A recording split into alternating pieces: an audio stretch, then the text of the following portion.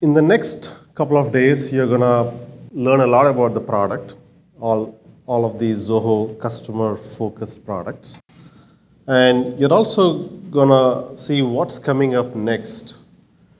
But I thought I'll use this session to step back a little and look at the business application market a little. And then that way, you get a better perspective on why we are doing what we're doing. So I thought I will take a look at the market, the business application market from three different views. One from a customer's perspective, like you, the business owner. So how do businesses look at the market? And the two, how do vendors like Zoho and many other vendors offering the products, how do they look at the market? And then we'll step back and take a look at the technology market, the evolution and all of that as well. So we'll take a look at each of these so that we get a better idea on where the market is headed. So let's start with the customer's perspective. If you go back a few years, about a decade back or so, 15 years back, we were all running installed applications, right? Installed applications on-premise, behind your firewall. You have your email server behind your firewall, your CRM system, accounting system, on and on and on. Slowly, as the SaaS applications came about, applications like CRM moved to the cloud, and then other productivity collaboration applications followed the suite. The trend accelerated based on some of the technology improvements, and we have seen even core business applications like accounting, HR, payroll, and others move to the cloud as well. And before we knew, pretty much all these applications moved up to the cloud, and typically that meant these are applications from multiple vendors, which means you had to worry about different username and passwords, different invoices from each vendor, different billing cycles, and all of that. And the biggest issue was these applications did not talk to each other. One of the reasons being, well, they came from multiple vendors. Now, these, because they didn't talk to each other, well, they were like individual silos. And then businesses realized that issue, and they started integrating these applications with each other. For example, they started integrating a CRM system with a marketing system. But what does that integration mean? Well, you can look at integration at three different levels. It can be basic integration like authentication integration, where like a single sign-on. If you're using three different vendors, you log into a central system where you can automatically log into all other vendors out there. And there are single sign-on integration vendors available out there in the market, and that do it. Then you get into the details like authorization, access control, making sure that the right people have access to the right information within these tools. But then that's just at the surface level. But if you go one step deep, there is the data level integration, making sure that the data is synchronized between the system. Because you have your customer information in your CRM system, and you have the same customer information in the accounting system, it simply makes sense that these two be the same. Because these applications tend to come from different vendors and the way they work is different and various other issues, there is going to be a conflict. So there has to be work involved in validating the data, and there has to be work involved to make sure that you get rid of the duplicates and on and on and on. So that is the data level integration. That is the second type of integration. But then if you even dig deep, there is a third kind of integration which I call contextual integration. Doing data integration still has one problem. The data is sitting in those silos, just making sure that it's in sync. But what's important is making sure the data is available to the application at the time you want it. So the data has to flow between the applications. And that is contextual integration. I can summarize it and say integration is not simple. It's complex. And that's why they end up charging a lot of money. So that's why you end up paying another vendor to integrate applications. But then that is integrating two different applications. What if you want to bring in a third app, a fourth app, a fifth app? Every new application you add is going to complicate things. So then you obviously can integrate all these applications, but you have to deal with all of these individual vendors, individual providers, and all the interesting challenges that you face integrating these systems. That obviously means the integration gets really complicated. And if it's complicated, that means you end up spending a lot of money. This is on top of what you already pay to your existing SaaS providers or vendors out there. You pay a monthly fee for purchasing your CRM software, your accounting software, customer support, marketing, on and on and on. On top of that, you end up paying for your integrations and all of that. And today, the estimates are out where businesses are spending 5 to 10 times on what they spend on software, on integration. Though it has been an improvement from the traditional world where businesses used to spend 15 to 20 times on integration, in the online world, they are spending 5 to 10 times on software, on integrations. But think about that for a second. Let's say you lease a car. What if I say you'll have to pay 5 times what you paid on the car as your maintenance fee or whatever fee to make the car work for you? You have to pay 5 times every month on top of your lease. Doesn't make much sense. And that's a challenge here. So, but despite the challenge, businesses are integrating applications.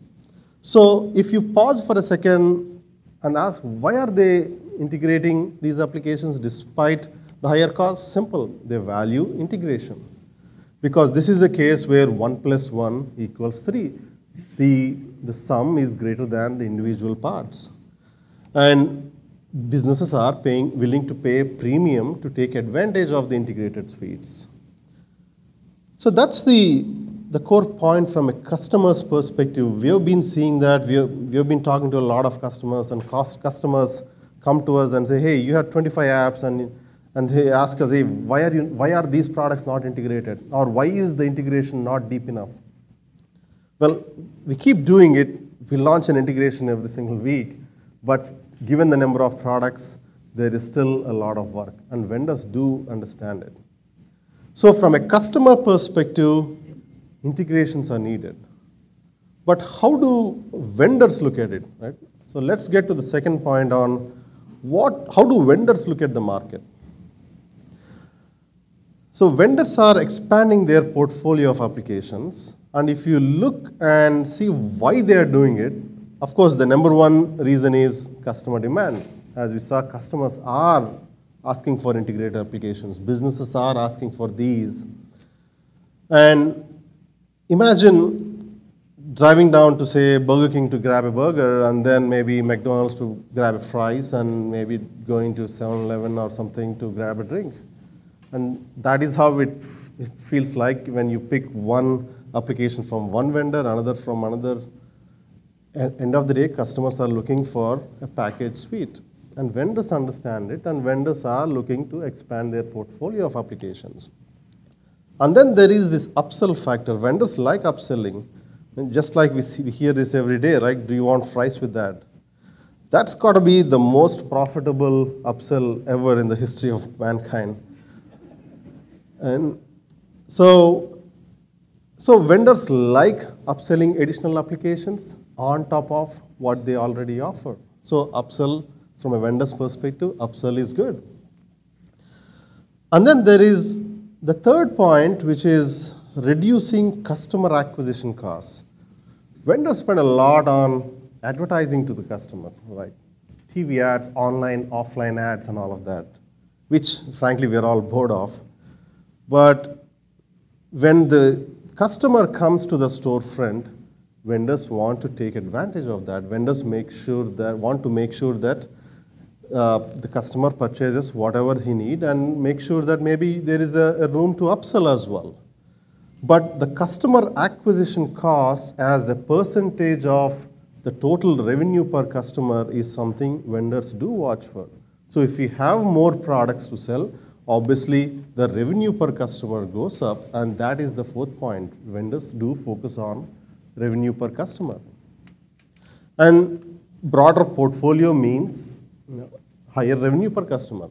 And every time I drive through these, I end up seeing it. Every time they keep adding a panel on the side or the top or bottom because, well, they want to increase the revenue per customer. So if you have a customer, they are spending all the money to bring you in front of them. Now it's up to them to sell more to you. And that's a vendor's perspective. And of course, like any business, all of them are looking to grow. So if you look at all of these points, from a vendor's perspective, all of these means broader portfolio, and integrated portfolio means good for business. And they are looking to create a portfolio of integrated applications. And the interesting point is customers have a different way to look at it. Vendors have a different reason to integrate the application and offer a tightly integrated solution.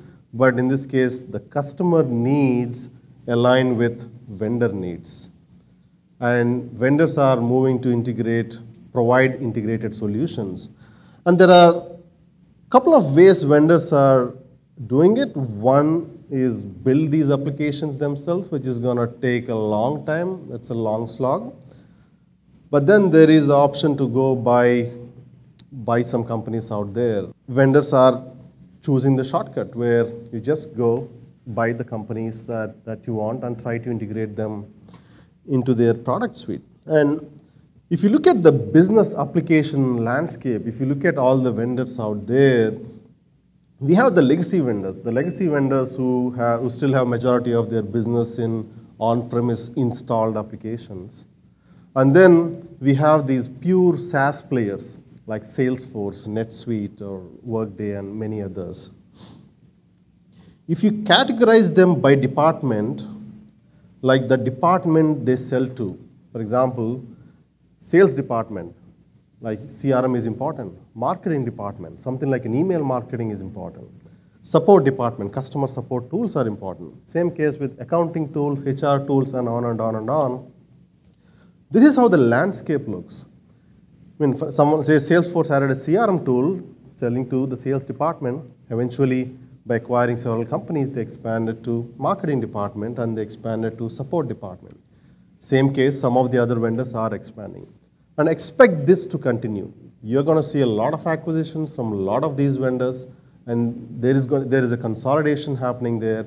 But the point is, you're going to see a lot, these vendors expand the portfolio of applications.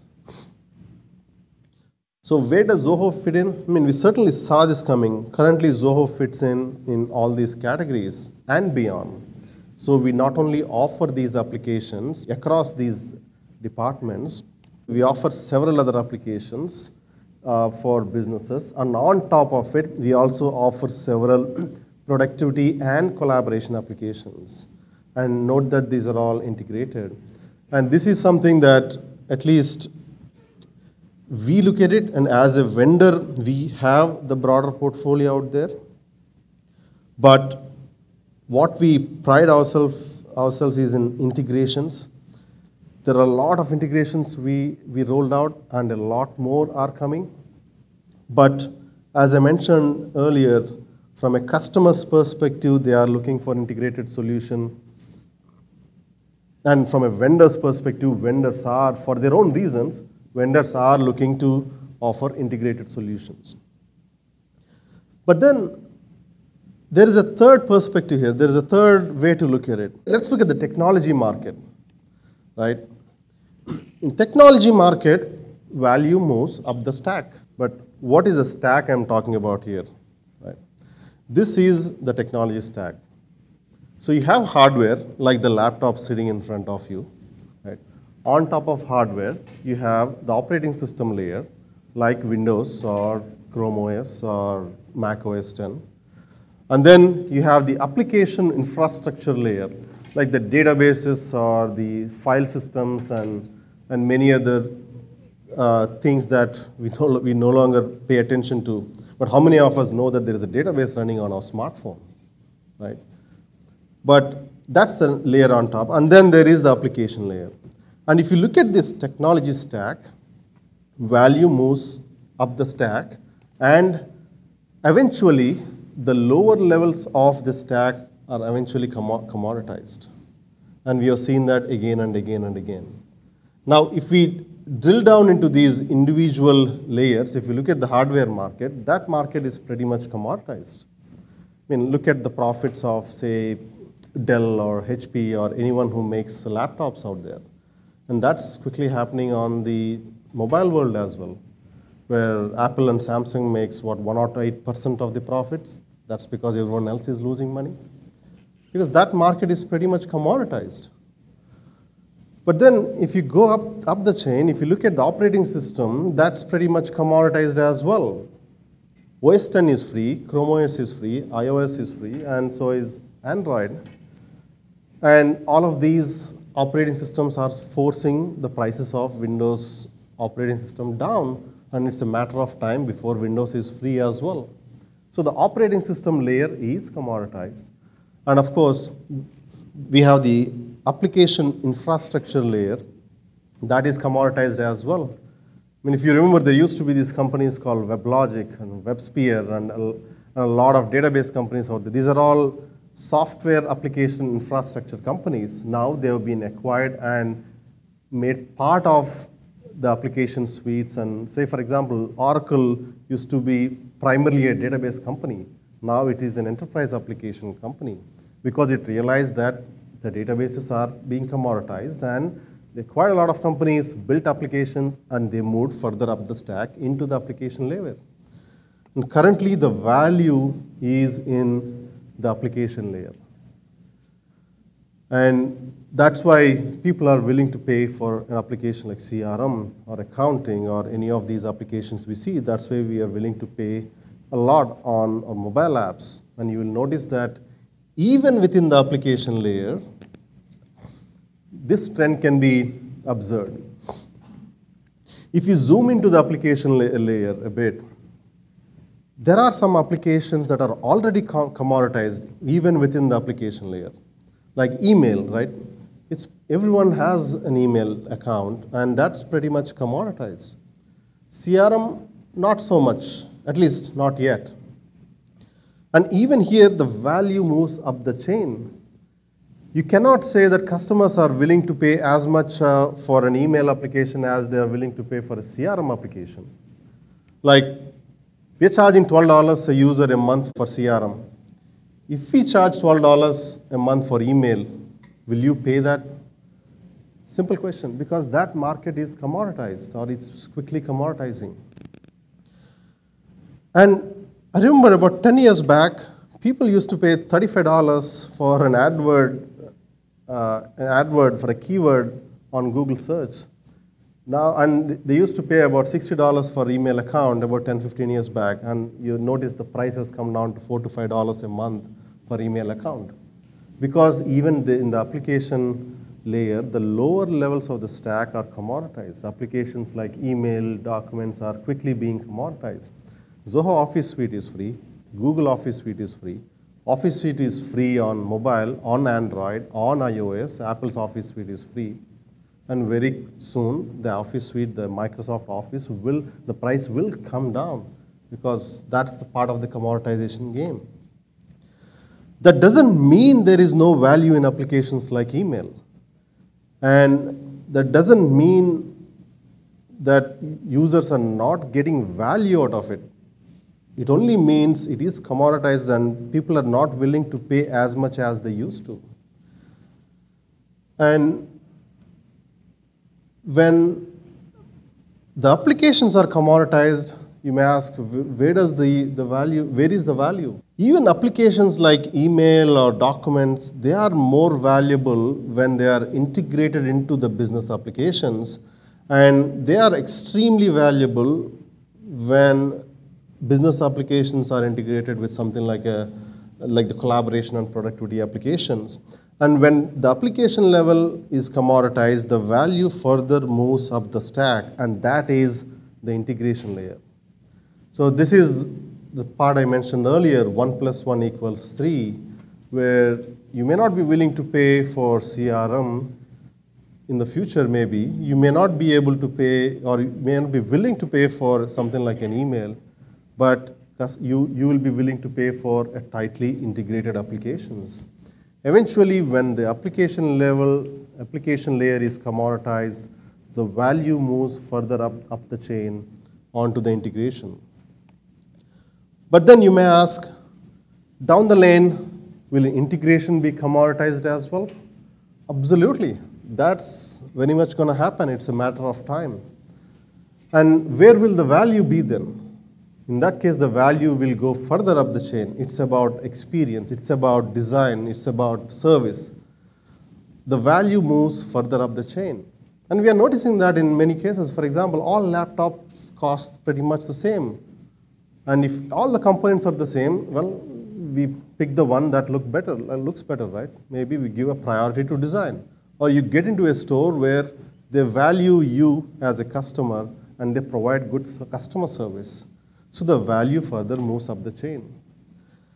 And this trend of value moving up the chain is not specific to the technology industry. You can also notice this in the telecom industry. I mean, if you look at the profit, the distribution of profit by era, back in 2000, the vendors like the network providers like Vodafone and Orange and Docomo used to be more profitable than the device layer. Fast forward 15 years, now we have the device vendors like Apple and Samsung are more profitable than the network layer. And if we forward that to another 10 years, that trend is going to change. The value is going to be moving up the stack onto the services business.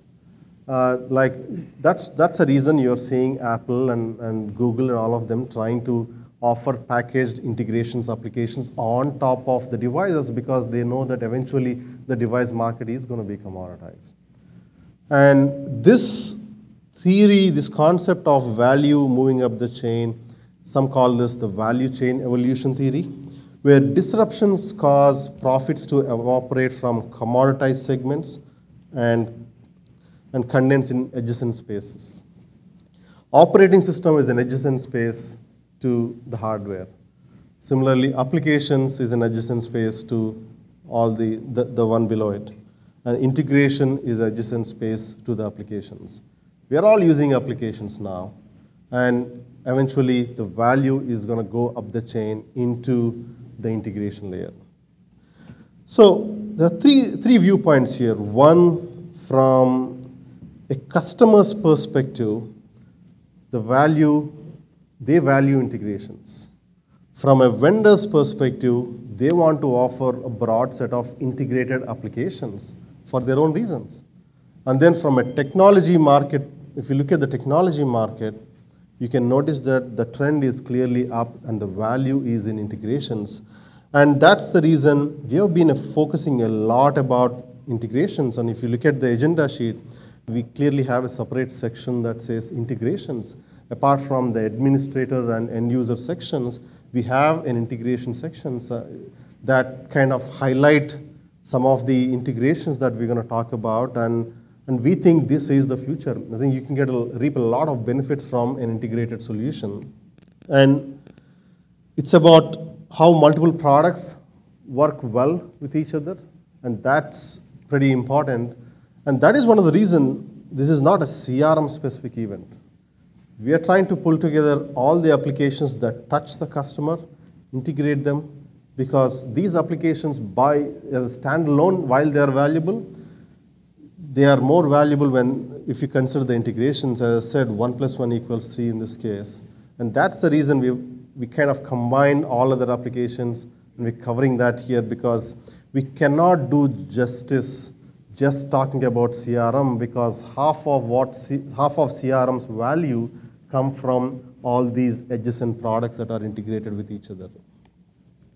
So Zoho is not just about these individual business applications. Again, it's all about the integrated business applications, and that is something that I recommend you to just give it a try. And I thought I'll provide a high-level overview on this market. So if you step back and look at it, you get a better idea on how things are going or where things are going. So when you attend any of these individual sessions, you see where we are coming from, and at least you'll have a perspective.